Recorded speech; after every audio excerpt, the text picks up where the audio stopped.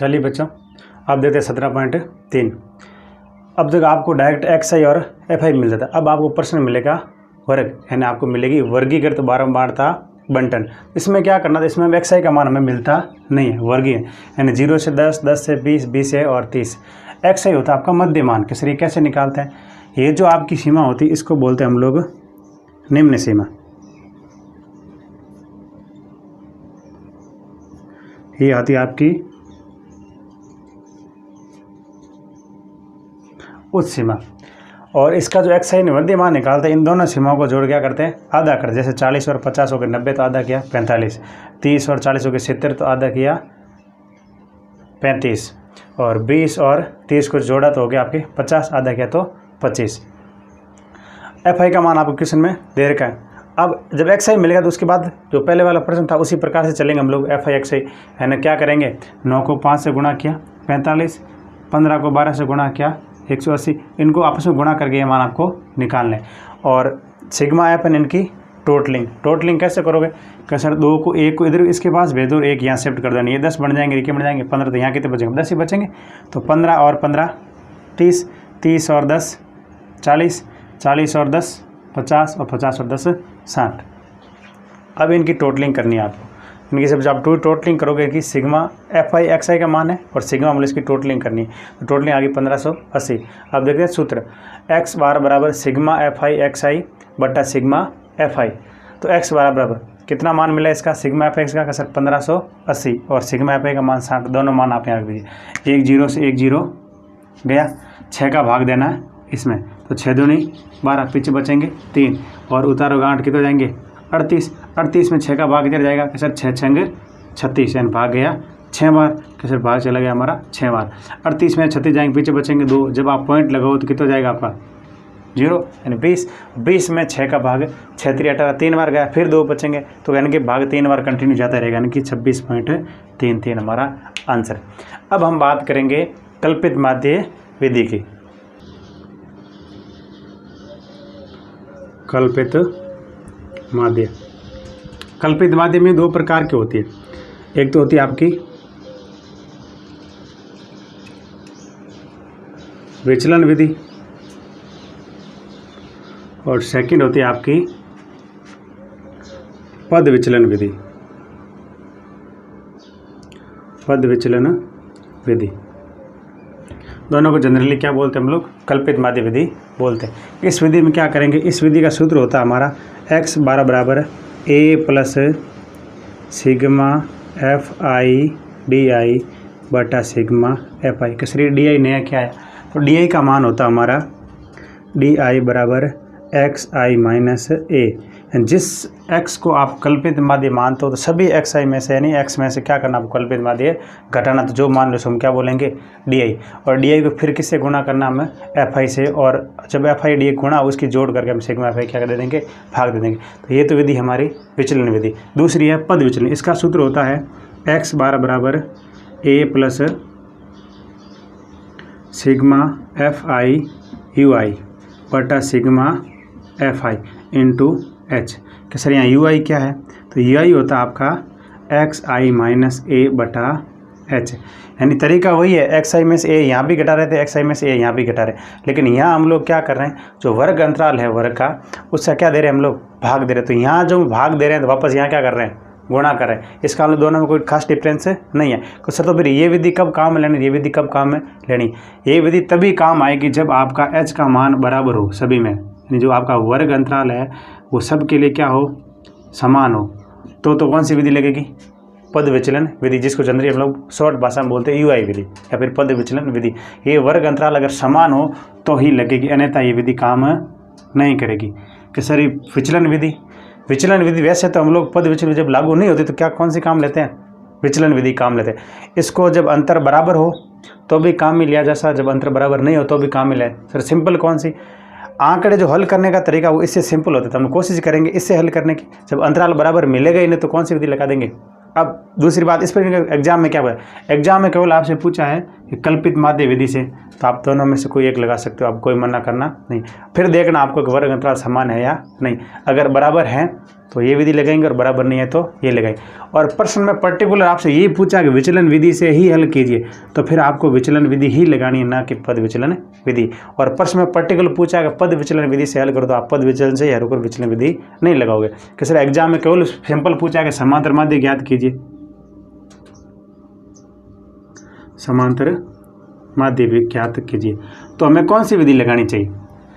अगर आपको अवर्गीकृत बारंबारता बंटन है तो जनरली आपको सिग्मा एफ आई एक्स आई प्रत्यक्ष विधि ही लगानी चाहिए। और कुछ भी नहीं पूछा है और वर्गीकृत बारंबार बंटन है तो आपको समान अंतराल है तो पद विचलन लगाना है, नहीं तो कौन सी लगानी है? विचलन विधि। और एग्जाम में आपसे पूछ लिया कि प्रत्यक्ष विधि से कीजिए, प्रत्यक्ष विधि से समांतर माध्य ज्ञात कीजिए, तो फिर आपको सिग्मा एफ आई एक्स आई बटा सिग्मा एफ आई ही लगानी पड़ेगी। आप ये पद विचलन विधि या फिर विचलन विधि नहीं लगा सकते। और कल्पित पूछा तो दोनों में से कोई एक लगा लीजिए। तो चलिए देखते हैं इनके क्वेश्चन। 17.4 का क्वेश्चन नंबर पहला, इसमें आपको अवर्गीकृत बारंबारता बंधक और प्रश्न पूछा है कल्पित माध्य विधि से हल कीजिए। तो चाहे वर्गीकृत हो चाहे अवर्गीकृत, आप किस विधि से कर सकते हो? कल्पित माध्य विचलन और पद विचलन दोनों लगा सकते हो। डिपेंड करता है कि सर वर्ग अंतर, सर यहाँ तो वर्ग दे ही नहीं रखा, तो इन आपस का अंतर देख लीजिए आप लोग।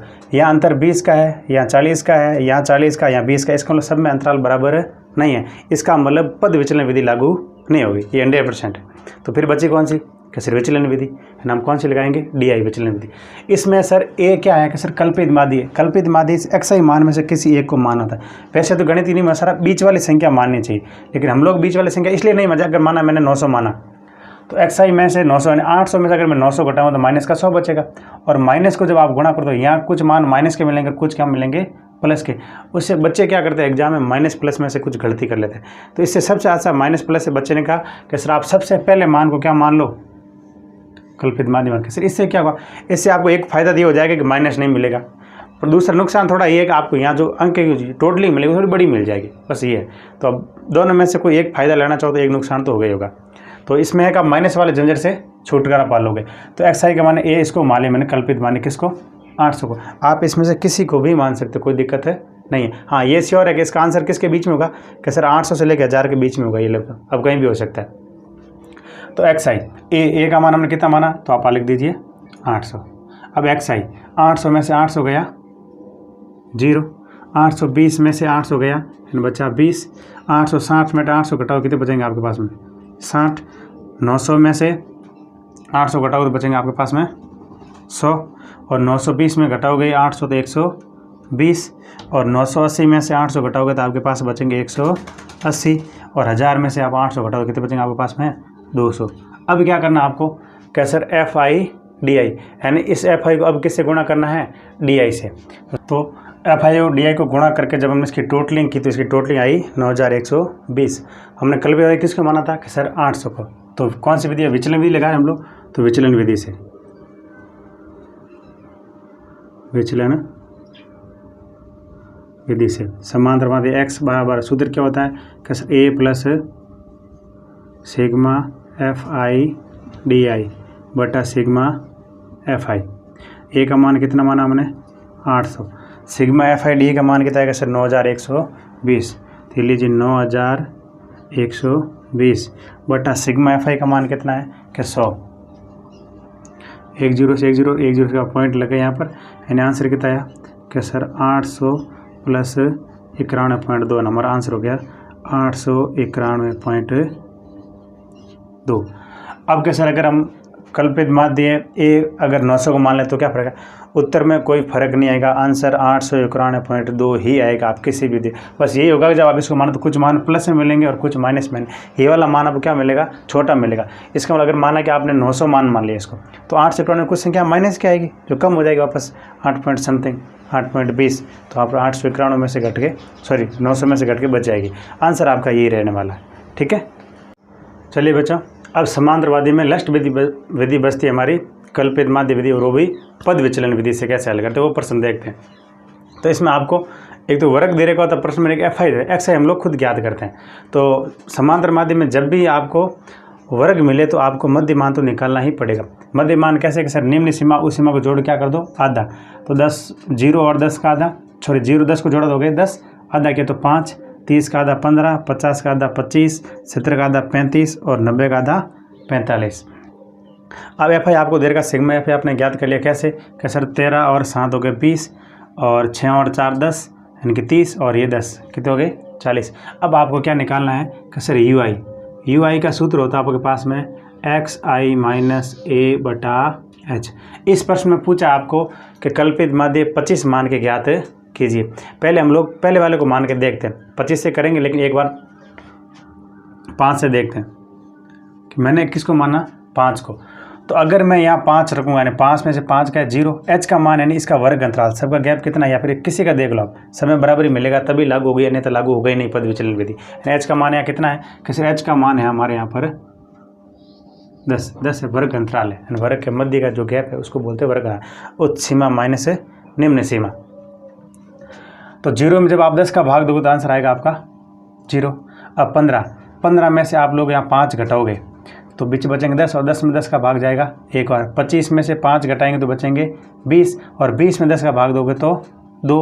35 में से 5 घटाओगे तो 30 और 30 में 10 का भाग दोगे तो 3 और 45 में से 5 घटाओगे तो 40 और 40 में 10 का भाग दोगे तो 4 बार।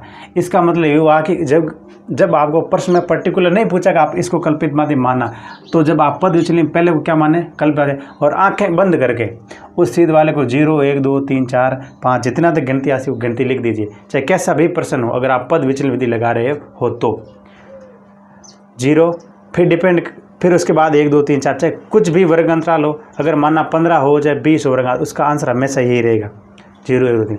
अब प्रश्न में क्या पूछा कि सर 25 को मानना, तो फिर ऐसा नहीं चलेगा। तो हम क्या करेंगे सर इस 5 को नहीं मान के किसको मानेंगे 25 को। जब आपको प्रश्न में पूछा पर्टिकुलर 25 मानना तो 25 ही मानना पड़ेगा। नहीं पूछा तो आप किसी को मान लो, कोई दिक्कत है नहीं है। चलिए 25 से करते हैं इसको मान के, यानी क्या करेंगे कि सर यू आई बराबर एक्स आई माइनस ए किसका मान है 25 और बटा एच एन कितना हो गया आपका 10।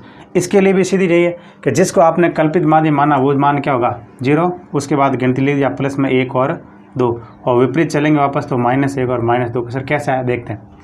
यहाँ है 5 में से आप -25 घटाओ तो क्या बचेगा माइनस का 20 और -20 में 10 का भाग -2 बार। यहाँ 15 में से -25 घटाओ माइनस का 10 बचेगा और -10 में 10 का भाग जाएगा -1 बार। इसी पर आप 35 में से 25 घटाओ तो क्या बचेगा आपके पास में 10 और 10 में 10 का भाग 1 और। 45 में से 25 घटाओ तो बचेंगे 20 और 20 में 10 का भाग 2 बार। तो इसका मतलब पद विचलन विधि जब भी आपसे पूछे सिंपल इसीलिए है कि जिसको भी आपने कल्पित माध्य माना उसके सीध में यू आई का मान क्या हो जाएगा 0, उसके नीचे प्लस में गिनती लिख दो और उसके ऊपर माइनस में गिनती लिख दो। और प्रश्न पर्टिकुलर नहीं पूछा इसको माना तो मैं तो कहूँ पहले को मान के आप 0 1 2 3 4 क्या लिख दो गिनती लिख दो। अब क्या ज्ञात करना है क्या सर प्रश्न के अकॉर्डिंग यू आई को किससे गुणा करना है एफ आई से। तो अब क्या करें एफ आई को यू आई से क्या करते हैं हम लोग गुणा करते हैं एफ आई को यू आई से।